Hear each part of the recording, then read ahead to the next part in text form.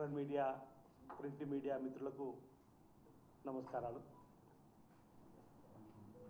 కాళేశ్వరం ప్రాజెక్టును వారం రోజులు కేసీఆర్కి అప్పగిస్తే మొత్తం నీళ్ళు ఇస్తామని చెప్పి ఉత్తర కుమార ప్రగల్భాలు పలుకుతున్నాడు కేటీఆర్ గారు. 2016 మేలో ప్రారంభం చేసినటువంటి మొదలుపెట్టినటువంటి ఆ ప్రాజెక్టు 2019 జూన్లో ప్రారంభం చేశారు. ఆ తదుపరి సుమారు 106 వారాలు అనుకుంటా మీ పరిపాలన ఆధ్వర్యంలోనే కాళేశ్వరం ప్రాజెక్టు ఉంది. 2019 నుంచి 2023 వరకు. ఆ రోజుల్లో ఎక్కడ నీరు ఎక్కడ పంట పండినా కాళేశ్వరం నీళ్ళే, కాళేశ్వరం నీటితోనే పంట పండిందన్నారు. కాస్త కాళేశ్వరం బీఆర్ఎస్ హయాంలోనే 2023 అక్టోబర్ 21న కుంగింది, కూలింది, పగిలింది.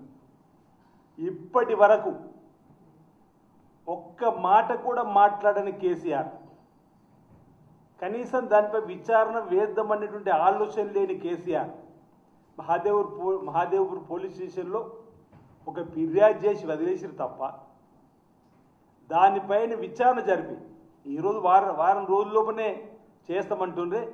ఆ రోజు మీరు ఎందుకు చేయడానికి కోసం మీరు ముందుకు రాలేదని చెప్పంటే దానికి సమాధానం మీద ఏముంది కేటీఆర్ అని అడుగుతా ఉన్నా. నాకు బాగా గుర్తుంది, రక్తము చెమట తన మెదడును రంగరించి కాళేశ్వరాన్ని నిర్మాణం చేసింది కేసీఆర్ గారు. అపర భగీరథుడు అని చెప్పిండ్రు, ఓ ఇంజనీర్కే ఇంజనీర్ అని చెప్పినటువంటి మాటలు ఏమైనా అంటున్నా. మీ హయాంలో కూలిన తర్వాత 1,00,000 కోట్ల రూపాయలు గోదావరిలో పోసిన తర్వాత ఇంకా తప్పైంది ప్రజలారా మహాప్రభు అని చెప్పి లెంపలేసుకొని గుంజీలు తీయవలసినటువంటి కేసీఆర్, కేటీఆర్, హరీషులు ఇంకా తప్పును ఒప్పుకోకుండా బడాయి కబుర్లు చెప్తూ ముందుకు వచ్చేటువంటి సందర్భం చూస్తే కోడుగుడ్డుకు ఈకలు వీకేటువంటి దయ్యాలు వేదాలు వల్లించే విధంగా మాట్లాడేటువంటి మాటలు చూస్తుంటే బాధ అనిపిస్తున్నమాట. ఈ సందర్భంగా చెప్తూ ఈరోజు వారం రోజుల్లోనే నీళ్ళిచ్చే తెలివే వీళ్ళకు ఉండుంటే ఎందుకు మీ హయాంలో ఆ కాళేశ్వరాన్ని వెంటనే నిర్మాణం చేసే ప్రయత్నం చేయలేరు అంటున్నాం. దీని మీద సమాధానం చెప్పాలి కేసీఆర్ గారు. పిల్లల రాక్షసులను బయటకు పంపి ఇష్టానుసారంగా మాట్లాడుతున్నదే. ఈ ప్రభుత్వం వచ్చిన తర్వాత NDSA నేషనల్ డ్యామ్ సేఫ్టీ అధికారులు చెప్పిన సూచనలు సలహాలతో ముందుకు పోతున్నాం తప్ప NDSAకు వ్యతిరేకంగా మీరు పనులు చేయాలని చెప్పని కోరుకుంటున్నారని అడుగుతా ఉన్నా. మీరు చెప్పిన విధంగా ఒకవేళ కన్నెపల్లి పంప్ హౌస్ నుంచి ఎత్తిపోయాల్సిందే నీళ్లు, లేదంటే 50,000 మందితో మేము వెళ్ళి అక్కడ పంపులు ఆన్ చేస్తామంటున్నారు. అసలు ఆ పంప్ హౌస్లు మీ హయాంలో 2 సార్లు మునిగిపోయినాయి తెలుసా అని అడుగుతారు. ఎత్తి ఎందులోకి పోస్తావు అంటున్నా. అన్నారమే కదా, తర్వాత సుందిలినే కదా. అన్నారం బ్యారేజు సాంకేతికంగా బలహీనంగా ఉందని చెప్తున్నారు NDSA వాళ్ళు. లోకం కోడే కూస్తున్నది. ఎలాగ మన కళ్ళకు కనిపిస్తుంది మేడిగడ్డ. ఈ పిచ్చి మాటలు ఎందుకు కేటీఆర్ గారిని అంటున్నా. కన్నెపల్లి పంప్ హౌస్ మేలో 2 మార్లు మోటార్లు కాలిపోయినట్టు సందర్భం. అంటే ఓ ప్లాన్ లేదు, ఓ పద్ధతి లేదు. ATMగా మార్చుకోవడానికి కాళేశ్వరాన్ని నిర్మాణం చేసే క్రమంలో తుమ్మిడెట్టి దగ్గర నిర్మాణం చేయాల్సినటువంటి ప్రాజెక్టు అనుమతులు లేవు కాబట్టి ఇక్కడికి వచ్చినాం చెప్పండి.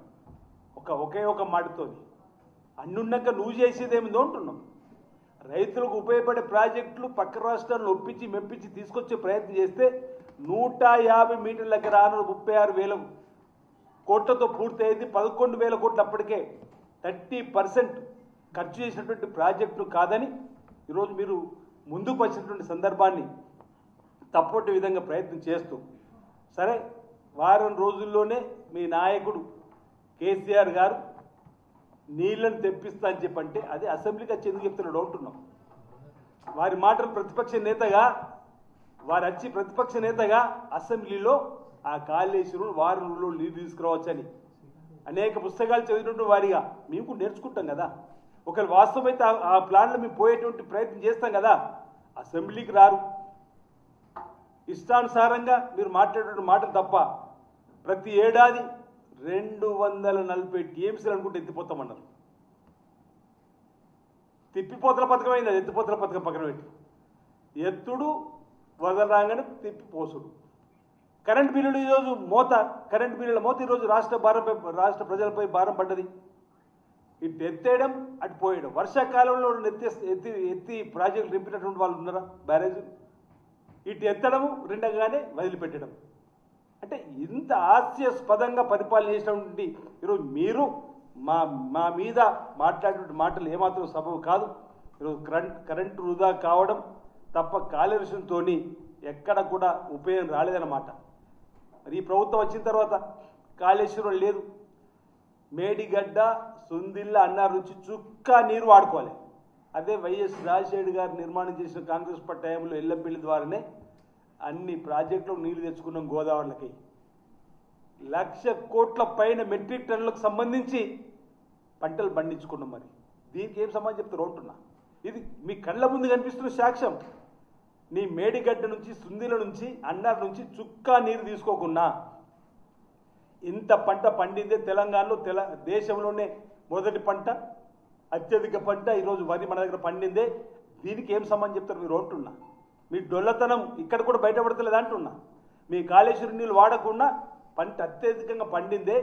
దీనికైనా రైతాంగానికి శివం చెప్పాల్సిన బాధ్యత మీ పైన లేదా అని అడుగుతా ఉన్నా. ఈరోజు ఏ పంట పండినా, ఈ రాష్ట్రంలో ఏ పంట పండినా, ఎక్కడి నీళ్ళు వెళ్ళినా ఇవి కాళేశ్వరం నీళ్ళే, కాళేశ్వరం నీళ్ళే, కాళేశ్వరం నీళ్ళే అంటున్నారు. జపం చేశారు కాళేశ్వరం నీళ్ళు అని. ప్రజలందరూ ఓ నిజమేనేమో కేసీఆర్ కాళేశ్వరం నీళ్ళే అనుకుంటారు. మరి ఇప్పుడు ఇప్పటికి ఈ ప్రభుత్వం 2.5 ఏళ్లలో మీ అక్కడ ఉన్నటువంటి చుక్క నీళ్ళు తీసుకోకుండా ఇన్ని పంటలు, రికార్డు స్థాయి పంటలు దేశంలోనే అగ్రగామి పంటగా వరిని పండించడమే. మరి దీనికి మీరు ఏ సవాలు చెప్తారో ఇప్పుడు కాళేశ్వరం నీళ్ళు వచ్చినాయి చెప్పి ఒప్పుకుంటారా అని అడుగుతా ఉన్నా. అంటే ఇదన్నీ కూడా ప్రజలను మభ్యపెట్టడం తప్ప, ప్రజలను రైతులు ఏమార్చేటువంటి ప్రయత్నం తప్ప ఇది ఒకటి ఏది కూడా కరెక్ట్ కాదనమాట. సందర్భం చెప్తూ అప్పుడే కేటీఆర్ గారు దుష్ప్రచారాన్ని, అబద్ధాల ఆట మొదలుపెట్టిండు. రాష్ట్రంలో పంటలు ఎండిపోతున్నాయి. ఇప్పుడే కదా వరి నాట్లు వేస్తున్నారు, ఇప్పుడే తుకాలు పోసుకుంటున్నారు. ఎక్కడ పంటలు ఎండిపోయినాయి? ఎందుకు ఈ దుర్బుద్ధి మాటలు? అంటే రాష్ట్రంలో రైతుల పంటలు ఎండిపోవాలని కోరుకుంటున్నారా మీరు? నెగటివిటీ థింక్ ఏందో అంటున్నా. మీరు ఎలినో ప్రభావాలు ఈసారి రాష్ట్రంలో వర్షాలు ఆలస్యంగా వస్తాయని చెప్పని మొదటి నుంచి శాస్త్రజ్ఞులు చెప్తున్నారు, కేంద్ర ప్రభుత్వం రాష్ట్ర ప్రభుత్వం చెప్తున్న సందర్భంలో ఒకవేళ అలాంటి పరిస్థితి వచ్చినా ఈ రాష్ట్ర ప్రభుత్వం దగ్గర ఉన్నటువంటి ఆలోచన ప్రకారం రైతులను ముందుకు తీసుకుపోయే ప్రయత్నం చేసే ప్రయత్నంలో ప్రతిపక్షంగా ఉన్న మీరు కూడా సహకరించి రావాల్సింది పోయి ఈరోజు ఈ విధంగా దుర్బుద్ధితో మాట్లాడిన మాటలు చూస్తారు.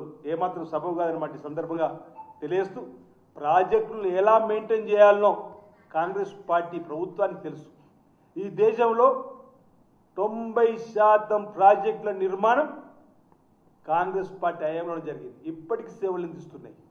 మన తెలంగాణ రాష్ట్రంలో కూడా చూస్తే నాగార్జున సాగర్ కానీ, శ్రీశైలం కానీ, ఎస్ఆర్ఎస్పి కానీ, జూరాల కానీ, ఎల్ఎండి కానీ, ఎంఎండి కానీ, ఎల్ఎంపల్లి కానీ, ఈ విధంగా చెప్పుకుంటూ పోతే మీ హయాంలో ఒక ప్రాజెక్ట్ కడితే కూలిపోయి ఆ సేవలు అందిస్తలేదు. దానివల్ల రాష్ట్ర ఆర్థిక పరిస్థితి వెనక్కిపోయింది. ఈరోజు ఈ విధంగా మీరు మాట్లాడే మాటలు మీరు మాకు పాఠా చెప్పాల్సినటువంటి అవసరం లేదన్నమాట. సందర్భంగా చెప్తూ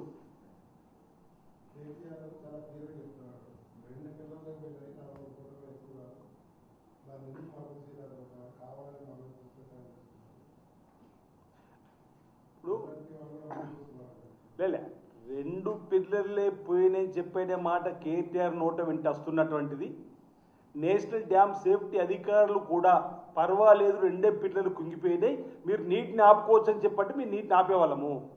నేషనల్ డ్యామ్ సేఫ్టీ అధికారులు బలహీనంగా ఉన్నాయి, మీరు నీళ్ళు ఆపితే బ్యారేజీలు కొట్టుకుపోవడం ఖాయం. దాని ద్వారా కింద 44 గ్రామాలకు భద్రాచలంతో పాటు ముప్పు ఉందని చెప్పిన తర్వాత కేటీఆర్ ఎలా వదిలిపెట్టుకుంటూ ఉన్నట్టు. అంటే అప్పుడైన తర్వాత మళ్ళీ మీకు ఆమాత్రం ఆలోచన లేదని చెప్పినటువంటి మాట సోయిల్ మాటలు వీలై. ఇది వీరు ప్రభుత్వానికి ఓ వ్యవస్థ ఉంది, ప్రభుత్వం ఆ వ్యవస్థతోనే ముందుకు పోతుంది. ఆ ఆలోచన కూడా లేకుండా ఇష్టానుసారంగా మాట్లాడడం కరెక్ట్ కాదు. రైతులకు ఈరోజు కరెంట్ ఇస్తున్నాం, వర్షాలు ప్రారంభమైనాయి, కృష్ణా గోదావరి కూడా వరద ప్రారంభమైంది. ఆ నీటిని ఒడిసిపట్టుకొని వచ్చిన నీటిని ఒడిసిపట్టుకొని రైతాంగానికి అందించేటువంటి ఏర్పాటు చేస్తాం. ఈరోజు మేము ఒకటే చెప్తా ఉన్నాం, నేషనల్ డ్యామ్ సేఫ్టీ అధికారులు ఒకవేళ కట్టుమన్న తర్వాత మీకు కట్టకపోతే అప్పుడు మా తప్పవుతుంది. ఎన్డీఎస్ఏ అక్కడ బలహీనంగా ఉండే పునాదులు అని చెప్పిన తర్వాత వాటిని ఇప్పటికే మాకు ఉమ్మడి నిన్న కూడా చెప్పారు 2025 వరకు నేషనల్ డ్యామ్ సేఫ్టీ అధికారులు చెప్పినట్టు సూచనలతో వాటిని మరమ్మతులు చేస్తామని చెప్పి మాకేం దురుద్దేశం లేదు, వాటిని ఉపయోగంలో తీసుకురావాలని చెప్పని ఆలోచనలు ఉన్నాం. కానీ దానికి ఒక వ్యవస్థ, ఆ వ్యవస్థలో ఉన్నటువంటి ఢిల్లీకి సంబంధించిన నేషనల్ డ్యామ్ సేఫ్టీ అధికారులు ఇప్పటివరకు ఏ విషయం చెప్పకూడదు, కాస్త ఆలస్యం తప్ప మరొకటి కాదనమాట సందర్భంగా చెప్తూ కేటీఆర్ హరీష్ రావు గారి రకరకాల అపవాదులు ఈ ప్రభుత్వం పైన మూటగట్టే ప్రయత్నం చేయడం సబబు కాదు. ఈరోజు 50,000 మందితో 60,000 మందితో మేము కన్నెపల్లి పంప్ హౌస్ దగ్గరికి వెళ్తాం, ఏదైతే మీటర్ లాంచ్ చేస్తాం అంటున్నారో ఈ సంఘ వ్యతిరేక చర్య అవుతుంది. ఈరోజు మీరు ఆందోళన పేరిట మీరు చేసేటువంటి అంశం చట్ట వ్యతిరేక చర్య అవుతే మీపైన చర్యలు తీసుకోవడం జరుగుతుంది. ఈరోజు కాళేశ్వరానికి సంబంధించినటువంటి మేధావులు త్వరలోనే చట్టానికి ఇప్పటికే మేము సిబిఐ విచారణకు చెప్పినాం, లేఖ రాసినాం, అసెంబ్లీలో తీర్మానం చేసినాం. మీకు బీజేపీకి ఉన్న ఒప్పందం వల్ల ఆలస్యం అవుతుందో కావచ్చు, కానీ ఎట్టి పరిస్థితుల్లో కాళేశ్వరం నిర్మాణానికి ఆనాటి కథకులు, ఆనాటి రచన, ఆనాటి ఇంజనీర్లు మీరు తప్పనిసరిగా రాబో రోజుల్లో చట్టం తన పని తను చేసుకుపోయే క్రమంలో మీరు జైలుకు వెళ్ళడం కానీ అందులో భోజనం చేసేటువంటి సందర్భం కూడా త్వరలో ఉంటుందనే ఒక విశ్వాసాన్ని సందర్భం వ్యక్తం చేస్తా ఉన్నాను.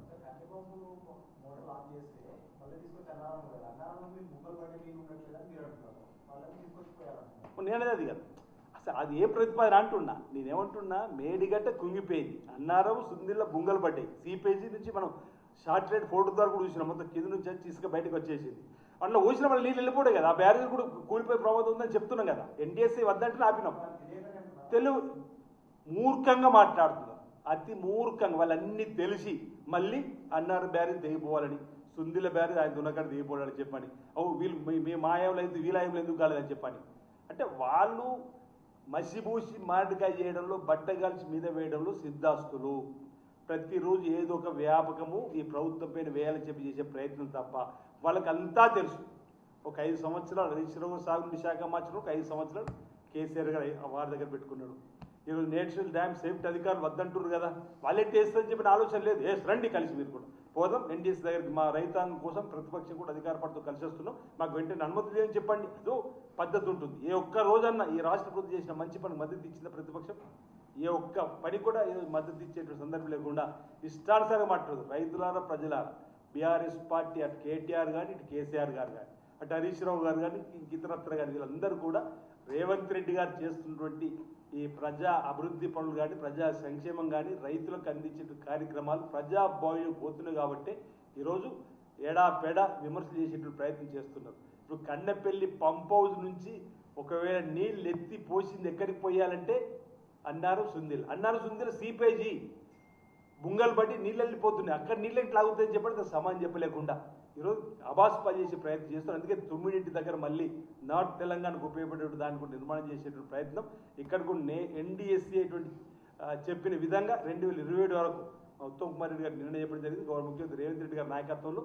తప్పనిసరిగా వాటిని కూడా అందుబాటులోకి తీసుకొని వస్తాం.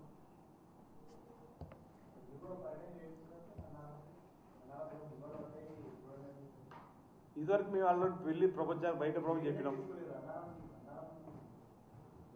మేడిగడ్డ దగ్గరికి వెళ్ళాం. ఓకే, అది కూడా వెళ్ళి అంటే నిన్న వాళ్ళు వెళ్ళి చూసినప్పుడు ఆ బొంగలు కూడా చూసేస్తే బాగుండు. వాళ్ళు ఏదైతే కేటీఆర్ వాళ్ళ బృందము కన్నెపల్లి పంప్ హౌస్ దగ్గర కాకుండా అసలు అన్నార దగ్గరికి వెళ్ళి ఆ సీపై చూసేసి అదే మా యావులు మీ నిర్మాణం చేస్తే బొంగలు పడ్డదే ఈ ప్రాజెక్ట్గా చూసి లెంపలు వేసుకుని వచ్చేది ఉండేవాళ్ళు. అరే ఇప్పుడు శాటిలైట్ ఫోటోలు అంత క్లియర్గా కనిపిస్తూ ఉంది. అన్నారం దగ్గర సుందిల్ దగ్గర ఇటువైపు ఇసుక అండర్ గ్రౌండ్ నుంచి అటాచ్ చేసేది మీరు గమనించారు. అన్నారం సుందిల్ దగ్గర ఈ బ్యారేజ్కు వెనుకకు ఉండవలసింది, బ్యారేజ్ ముందు ఉండాల్సింది, బ్యారేజ్ వెనుక కట్ చేసింది ఆల్రెడీ. అది అంత క్లియర్గా సీపేజీ ఉంది బొంగలు తెలిసిన తర్వాత కూడా వీళ్ళు ఈ విధంగా కళ్ళబుల్లి కబుర్లు చెప్పే విధంగా ప్రయత్నం చేయడం ఏది మసిబూసి మాయగా చేయడం వీళ్ళకు వెన్నతో పెట్టిన విద్యగా ఉంది కాబట్టి వీళ్ళు చేసే ప్రయత్నం ఇది కరెక్ట్ కాదు. సరే మీరు అన్నట్టుగా తప్పనిసరిగా భవిష్యత్తులో ఆ అంశాన్ని కూడా ప్రజలకు రైతులు చైతన్యం చేసే కార్యక్రమం తీసుకుంటాం.